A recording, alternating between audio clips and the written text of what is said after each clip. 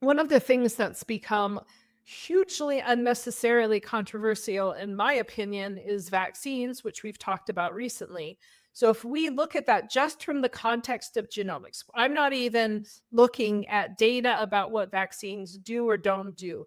But is it not possible that if somebody is more vulnerable to the negative impacts of neurotoxins, that in said individual having multiple vaccines that have an aluminum adjuvant that's carrying the vaccine to the body, there's a just I think one vaccine left that still has mercury, that person might be at higher risk for negative impact from vaccination.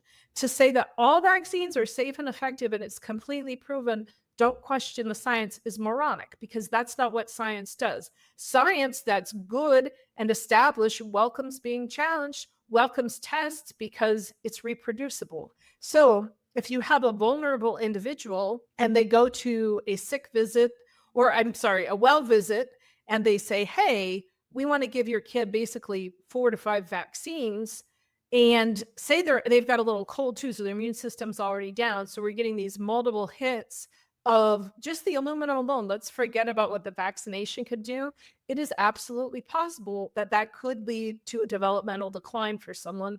And there are multiple reports of parents that you read about who had children who were developing typically, had multiple vaccinations, and had a precipitous decline that correlated immediately with the vaccination. Why on God's green earth would we not want to know who these vulnerable people are and prevent that from happening?